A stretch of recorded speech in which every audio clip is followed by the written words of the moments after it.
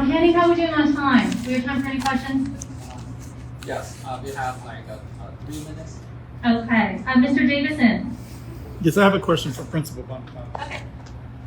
We have a 3-minute period for questions, so, yes?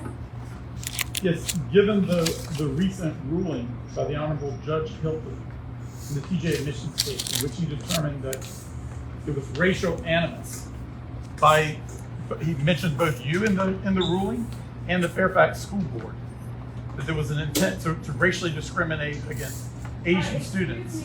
I'm asking a question.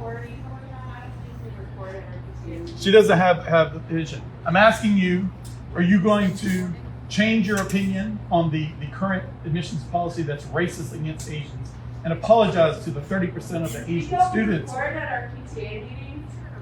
She's out of order. Can Do you you have a question? What's your question? What's the point? Are you going to change your position on the racist TJ admissions policy as determined as a matter of law by a federal judge? And will you apologize to the 30% of Asian students who you don't want here solely because of the color of their skin? To be clear, it is the FCPS school board who makes the decision about TJ admissions and FCPS leadership. I do not make, nor have I had any role in the decision making for TJ admissions. I am an employee of Fairfax County Public Schools, and I follow the goals, the vision, the mission, and the objectives. And I will continue to do that. And I will continue to support each and every student who comes to TJ, regardless of their background or personal circumstance. That is my duty and role as the principal of TJ. Thank you.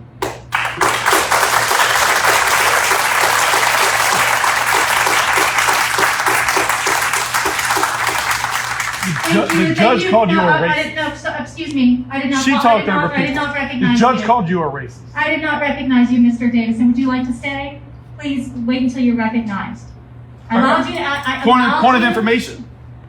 I did not recognize you. Point of information. I did not recognize Point you. of information. No, you're being disruptive to this meeting. Point of information. I'm no longer recognizing you in this meeting. Still recording? Laura?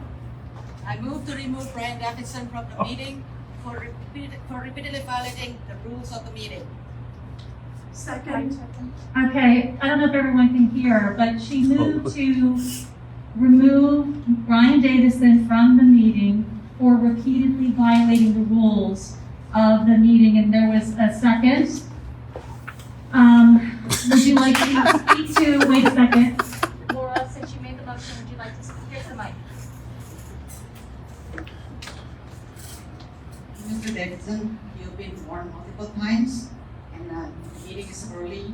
We can maybe do civilly, but you've been interrupting the meeting for insulting, for basically heckling. I think that's the word that I'm going to. That's not an accurate description at all. Thank you. You go first. Okay, so is there any other discussion on Mr. Jackson? Yes, you're talking about regarding that motion. You've used the term heckling. No one is actually heckling regarding this. We don't record at our meetings. I do. So that's the end of it. So get your hands off. I'm not touching Kate, please sit down. Kate, please sit down. Thank you. So just please proceed. So we're talking about heckling. He raised a point of order. He did nothing out of order in accordance with the guidance of this assembly.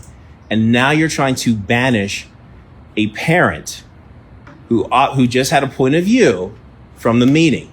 Are you sure you want to go through this? And are you doing so in a legal manner? Just pointing that out. So the rule that you broke, Mr. Davison, just to make sure that you understand it, okay, before I call on you, is that you repeatedly spoke out without being recognized, which was clearly stated at the beginning of the meeting. I'm going to give you one opportunity to speak, and then we'll let other people speak. Yes. Yeah, so you're factually wrong on multiple things. That when you raise your hand, you have to get a point of information or a point of order. those things take precedence over other things. It's not just calling on to speak about.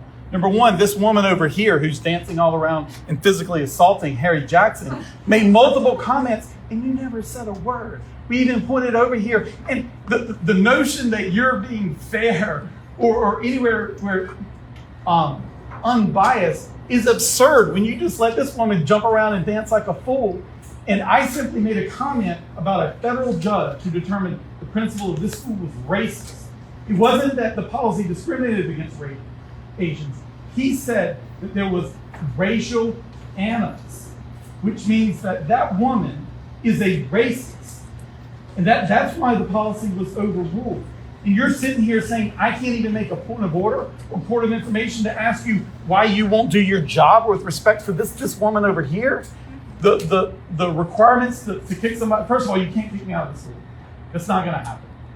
Even kick me out of the meeting as a voting member are so high where I didn't call out and speak up, and it wasn't multiple times. I simply asked for a point of information. Is there anybody else here who you won't recognize?